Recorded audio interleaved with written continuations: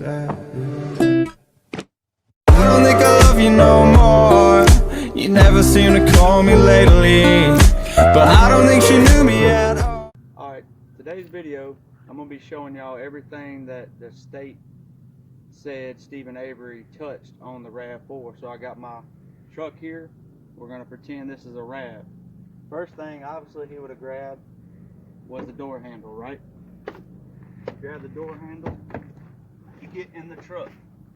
You grab it somewhere on the door, and in this case, my truck, I would have grabbed it here to shut it.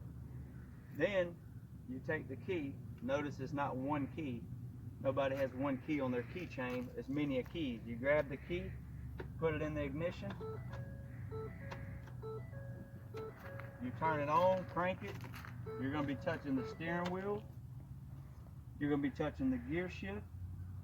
If he had to adjust his seat, he's going to be touching this bar to adjust his seat. He's going to be touching possibly this rear view mirror, right? Then, so he gets in, he's touching all of this, maybe even the heat, because in Wisconsin in October, it's probably low 40s. Maybe even turn the heat on or off or something like that. Adjust the mirror. So then he drives it to a location. Now he's getting out, right? So he's got to touch this. He's got to open the door back up. So he opens the door and he pops the hood.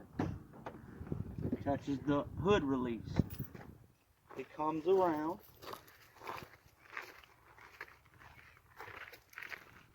Nobody just reaches under here with one hand, opens the hood, and opens it, right? Everybody grabs it, pulls it up. This hand comes under, touches the hood release for 1 second. So notice where my hands are at. Open the hood, right? Then he's accused of coming over here, taking this battery cable off, which would have taken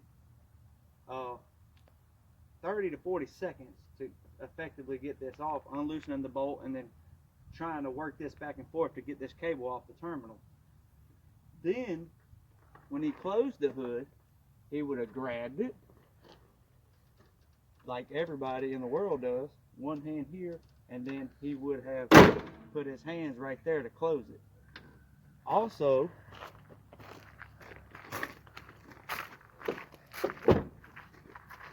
he's accused of opening the rear cargo area of the RAV4. In this case, it's the tailgate. So he would have grabbed it here. It was actually over here. He would have grabbed it, unlocked it, and opened it up. Now, why all of this is important is the state claims that the only place they found his DNA was on the hood latch. The one item that you touch for the fewest amount of time. You've seen me touch that hood latch for, it only took 1 second. All of these other items, I think I counted 16 or 17 that he would have touched or possibly touched, to our knowledge, has not been DNA tested or no DNA was found on it. Another location, the last one,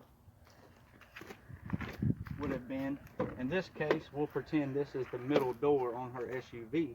He would have grabbed the handle to open that door up. That's another location. And this, in this area, would have been where the blood was found. The passive blood drop that was inside the door jamb. And the transfer blood stain by the ignition, which was clearly planted. And then, he, after doing all of that, he would have grabbed this again somewhere to shut this door. So, all of these places he touched, and there's no touch DNA anywhere except on the hood latch, the one item that you touch the least going through all of these events.